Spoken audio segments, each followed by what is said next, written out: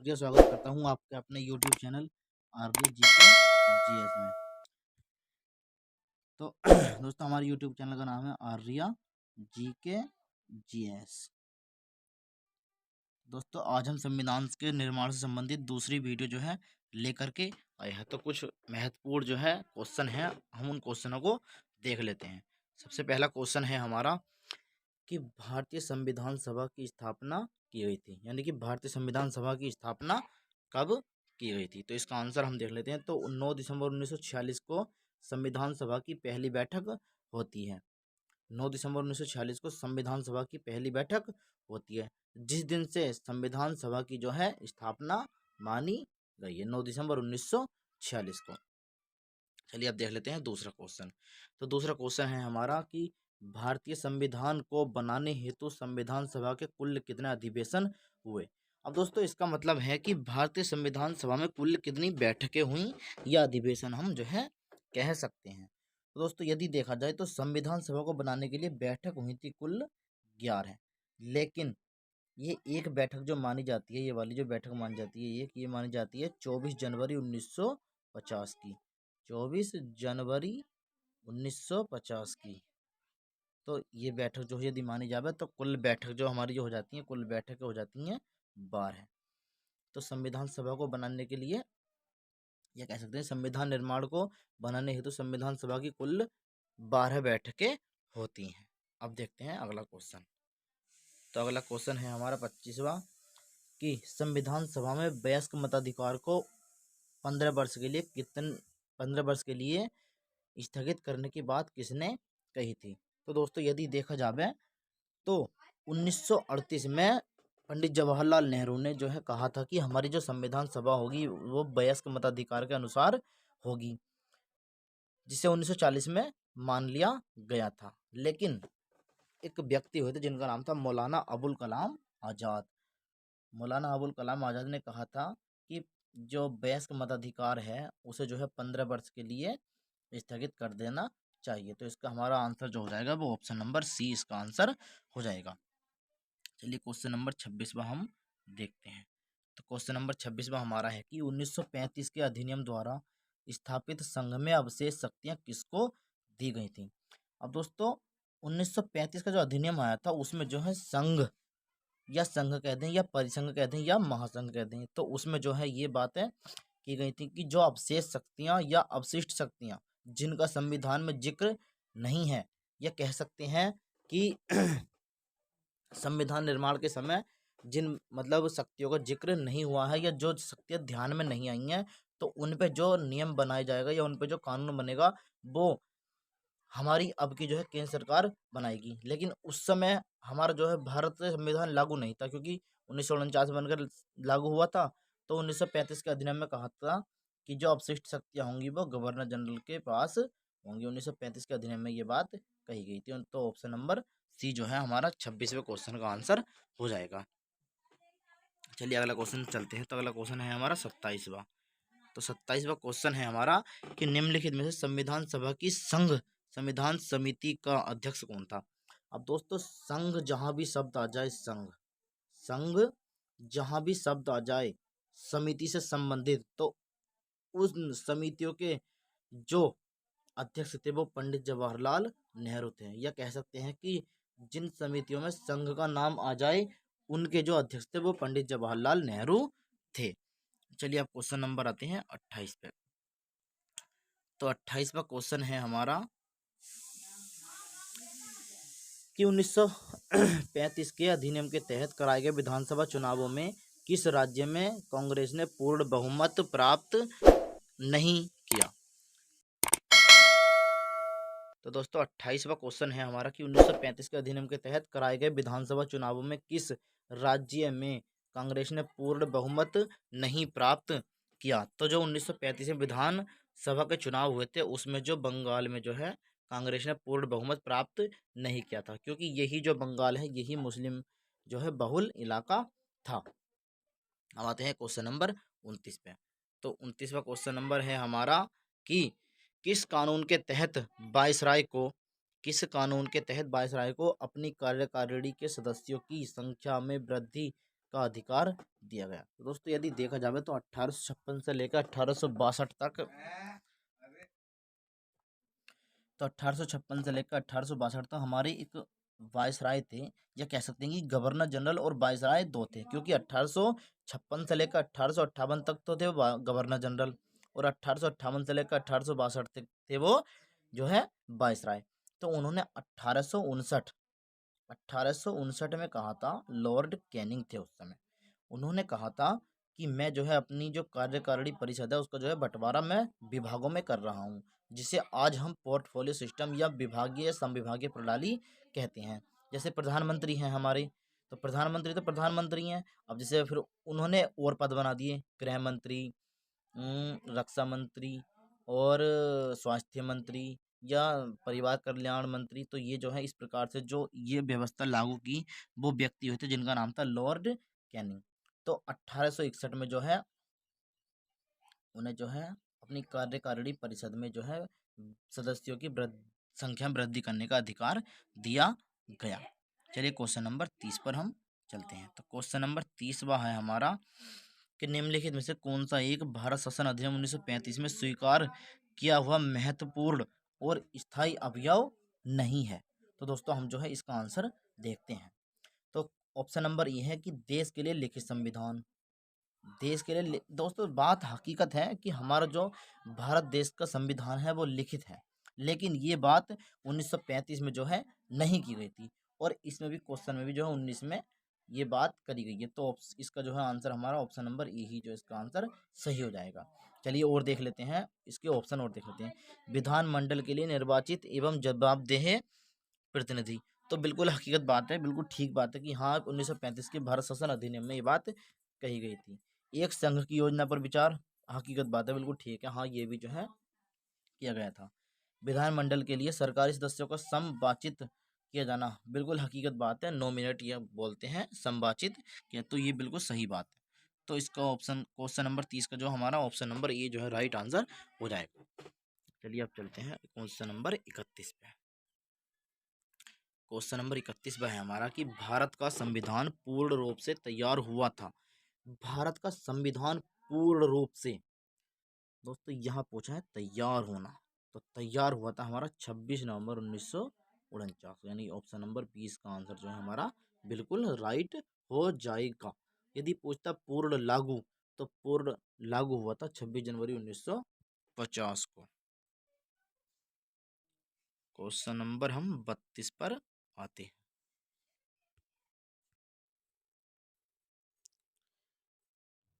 दोस्तों चलिए question number 32 पर हम जो है चलते हैं कि भारतीय संविधान कब लागू हुआ था। भारतीय संविधान कब लागू हुआ था? तो दोस्तों 26 जनवरी 1950 को हमारा जो है संविधान लागू हुआ था, और 26 नवंबर 1949 को हमारा जो संविधान बन करके तैयार हो गया था। चलिए अगले क्वेश्चन पर हम चलते हैं। तो क्वेश्चन नंबर है हमारा 33वां क्वेश्चन है कि संविधान सभा के सम्मुख संविधान की प्रस्तावना का प्रस्ताव किसने रखा था? या कह सकते हैं कि प्रस्तावना का प्रस्ताव संविधान सभा के सामने किसने रखा था? तो इसका जो आंसर हो जाएगा वो हमारा हो जाएगा option number A, Pandit Jawaharlal Nehru. अब दोस्तों संविधान सभा की तीसरी बैठक हुई, तो संविधान सभा के सम्मुख संविधान की प्रस्तावना प्रस्ताव किसने रखा? तो दोस्तों संविधान सभा की जो तृतीय बैठक होती है वो होती है 13 दिसंबर 1946 को, जिसमें पंडित जवाहरलाल नेहरू ने उद्देश्य प्रस्ताव जो है प्रस्तुत किए थे। उद्देश्य प्रस्ताव संविधान सभा की तीसरी बैठक में 13 दिसंबर 1946 को पंडित जवाहरलाल नेहरू ने जो है प्रस्तुत किए थे। अब उन्हीं उद्देश्यों पर चर्चा हुई, जिन्हें 22 जनवरी 1947 को जो है संविधान सभा ने स्वीकार किया था। तो उन्हीं उद्देश्य प्रस्तावों को आज की डेट में हम प्रस्तावना बोलते हैं या प्रस्तावना कहते हैं। तो संविधान की जो प्रस्तावना है उसके जनक यदि पूछा जाए तो पंडित जवाहरलाल नेहरू उसके जनक हैं। चलिए अब क्वेश्चन नंबर हम 34 पर चलते हैं। तो क्वेश्चन नंबर 34वां हमारा है कि भारत के संविधान में केंद्र और राज्यों के बीच किया गया शक्तियों का विभाजन इनमें से किसमें उल्लिखित योजना पर आधारित है? तो यदि देखा जाए तो संविधान में केंद्र और राज्य के बीच शक्तियों का बंटवारा हमारा किया गया था 1935 के भारत सरकार अधिनियम में। 1935 के भारत सरकार अधिनियम में ये जो है केंद्र और राज्य में शक्तियों का बंटवारा या विभाजन किया गया था। चलिए क्वेश्चन नंबर 35वां हम देख लेते हैं। तो क्वेश्चन नंबर हमारा 35वां है कि किस वर्ष संसद ने भारतीय संविधान अपनाया, या कह सकते हैं कि भारत की संसद ने भारतीय संविधान को कब अपनाया था? तो 1950 को जो है संविधान को जो है स्वीकार किया गया था। 1950 को जो है संविधान स्वीकार किया गया था 24 जनवरी 1950 को, और 26 जनवरी 1950 को ये जो है लागू पूर्ण रूप से हो गया था। अब देख लेते हैं हम 36वां क्वेश्चन। तो 36वां क्वेश्चन है हमारा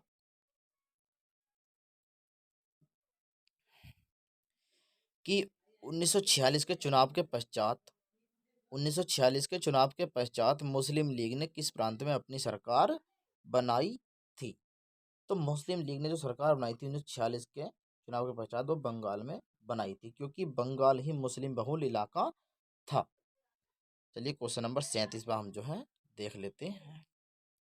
तो क्वेश्चन नंबर 37वां हमारा है निम्नलिखित में से किसने सुझाव दिया था कि भारत की स्वतंत्रता के बाद भारतीय राष्ट्रीय कांग्रेस को एक राजनीतिक दल के रूप में भंग कर दिया जाना चाहिए? तो महात्मा गांधी ने जो है ये बात कही थी कि जो कांग्रेस है उसे जो है राजनीतिक दल के रूप में भंग कर दिया जाना चाहिए। महात्मा गांधी ने ये बात की थी। चलिए क्वेश्चन नंबर 38वां हम देखते हैं। तो क्वेश्चन नंबर 38वां है हमारा कि निम्नलिखित कथनों पर विचार कीजिए। अब कौन कौन से कथन हैं? तो कथन है हमारे कि तृतीय गोलमेज सम्मेलन के विचार विमर्श की परिणति भारत सरकार अधिनियम 1935 के पारित होने के रूप में हुई। तो बिल्कुल ये बात ठीक है कि भारत सरकार अधिनियम 1935 के पारित होने के जो है रूप में गोलमेज सम्मेलन की जो है विचार विमर्श की परिणति हुई। तो बिल्कुल यह ठीक बात है। ऑप्शन मतलब पहला जो कथन है ये बिल्कुल जो है ठीक है। अब देखते हैं हम दूसरा। तो दूसरा है हमारा कि भारत सरकार अधिनियम 1935 ने ब्रिटिश भारत के सूबों और भारतीय रियासतों के एक संघ पर आधारित ऑल इंडिया फेडरेशन के गठन का बिल्कुल ठीक बात है। फेडरेशन जो होता है वो होता है संघ, या कह सकते हैं परिसंघ या महासंघ। तो बिल्कुल दोनों बात ये जो है ठीक हो जाती हैं। ऑप्शन नंबर सी हमारा बिल्कुल सही हो जाता है। ये दोनों बात ठीक थी। 1935 में इनका जो है जिक्र किया गया था। चलिए क्वेश्चन नंबर 39 पर हम आते हैं। तो क्वेश्चन नंबर 39वां है हमारा कि भारत की संविधान सभा ने राष्ट्रीय ध्वज का प्रारूप 22 जुलाई 1947 को अपनाया था। कहा कि कथनों पर विचार कीजिए। तो बिल्कुल ठीक बात है। ये पहला, भारत की संविधान सभा ने राष्ट्रीय ध्वज का प्रारूप 22 जुलाई 1947 को अपनाया था। बिल्कुल जो है ठीक बात है। अब दूसरा देखते हैं कि राष्ट्रीय ध्वज के बीच चक्र में 21 तिल्लियां, नहीं दोस्तों 21 नहीं 24 तिल्लियां होती हैं। राष्ट्रीय ध्वज की चौड़ाई लंबाई का नहीं 3:2 है, 3:4 नहीं। तो केवल जो है ऑप्शन हमारा बिल्कुल एक सही है। तो इसका जो है आंसर केवल एक हो जाएगा। ऑप्शन नंबर 20 का राइट आंसर हो जाएगा। अब देखते हैं 40वां क्वेश्चन। तो 40वां क्वेश्चन है हमारा कि कथन दिया गया है कि भारत का संविधान देश की आवश्यकताओं की पूर्ति करता है। कथन है ये कि भारत का संविधान देश की आवश्यकताओं की पूर्ति करता है। तो बिल्कुल ठीक है, कथन सही है। इसको एक ग्रहित संविधान कहा जाता है। तो दोस्तों यदि देखा जाए तो जो ऑप्शन कथन नंबर एक है बिल्कुल ठीक है, लेकिन ये जो कारण दे रखा है इसका कि इसको एक ग्रहित संविधान कहा जाता है, ये बिल्कुल जो है गलत है। क्योंकि ग्रहित संविधान का मतलब होता है कि अपने घर में ही तैयार किया हुआ। तो हमारा जो भारत का संविधान है वो लगभग दोस्तों 60 देशों से जो है अध्ययन करके जो है अपना भारत का संविधान बनाया गया है। तो ऑप्शन नंबर बी हमारा बिल्कुल राइट आंसर हो जाएगा। चलिए अब देखते हैं क्वेश्चन नंबर 41वां। तो क्वेश्चन नंबर 41वां है हमारा कि डॉक्टर भीमराव या बी आर अम्बेडकर की का मतलब है कि डॉक्टर भीमराव अम्बेडकर की अध्यक्षता में संविधान सभा की प्रारूप समिति में कितने अन्य सदस्य थे। तो दोस्तों इन्होंने पूछा कि डॉक्टर भीमराव अंबेडकर की अध्यक्षता में संविधान सभा की प्रारूप समिति में कितने अन्य सदस्य। तो दोस्तों इसमें जो सदस्य थे वो सदस्य थे प्रारूप समिति में कुल सदस्य थे 7। लेकिन इन्होंने पूछ लिया है कि अंबेडकर की अध्यक्षता में संविधान सभा की प्रारूप समिति में कितने अन्य सदस्य हैं। तो अन्य सदस्य थे दोस्तों 6। तो इसका आंसर जो रहेगा हमारा जो है बी इसका आंसर हो जाएगा। चलिए अब क्वेश्चन नंबर देखते हैं 42वां।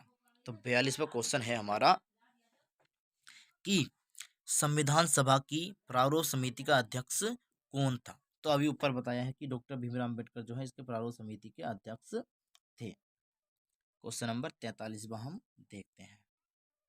तो क्वेश्चन नंबर 43वां है हमारा कि 1937 के चुनाव के पश्चात यूपी में गठित मंत्रिमंडल में किसको वित्त विभाग दिया गया था। तो कहा गया है कि 1937 के चुनाव के पश्चात यूपी में जो गठित मंत्रिमंडल मतलब जो 1937 में जो चुनाव हुए थे उसमें जो मंत्रिमंडल गठित हुआ था उसमें जो वित्त विभाग किसको दिया गया था। तो दोस्तों इसका आंसर जो हो जाएगा ऑप्शन नंबर सी यानी कि रफ़ी अहमद किदवई को जो है ये जो है वित्त विभाग दिया गया था। चलिए अब क्वेश्चन नंबर आते हैं 44 पे। तो क्वेश्चन नंबर 44 है हमारा कि संविधान सभा ने डॉक्टर बी आर अंबेडकर की अध्यक्षता में प्रारूप समिति का गठन कब किया था।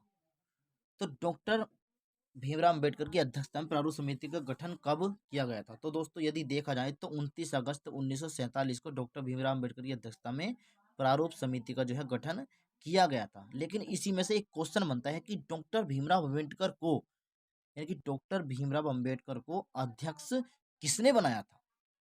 डॉक्टर भीमराव अंबेडकर को अध्यक्ष किसने बनाया था।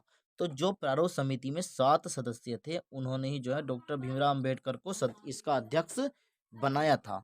और इसका अध्यक्ष इनको जिस दिन ये प्रारूप समिति गठित हुई थी उससे अगले दिन यानी कि 30 अगस्त को जो है इसका जो है अध्यक्ष ने बनाया था।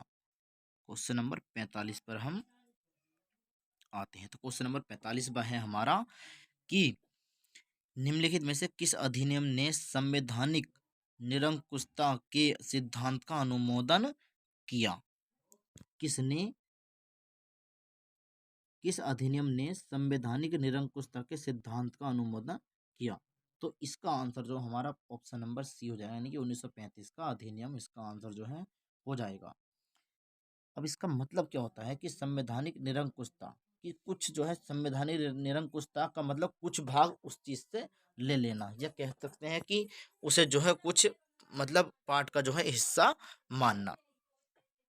तो ऑप्शन नंबर इसका जो ऑप्शन नंबर सी इसका आंसर जो है हो जाएगा। चलिए क्वेश्चन नंबर अब 46 पर आते हैं। तो क्वेश्चन नंबर 46 हमारा कि संविधान सभा की प्रांतीय संविधान समिति का अध्यक्ष कौन था। तो प्रांतीय संविधान समिति और मौलिक अधिकार समिति और अल्पसंख्यक समिति इन तीनों के जो अध्यक्ष थे वो सरदार वल्लभ भाई पटेल जो है इनके अध्यक्ष थे। चलिए अब क्वेश्चन नंबर आते हैं हम 47 पे। अब 47 पे क्वेश्चन नंबर जब हम आते हैं तो इसका क्वेश्चन नंबर 47 है कि डॉक्टर भीमराव अम्बेडकर का जन्म और मृत्यु कब हुई थी। तो इसका आंसर हो जाएगा 1891 में इनका जो है जन्म होता है 14 अप्रैल को।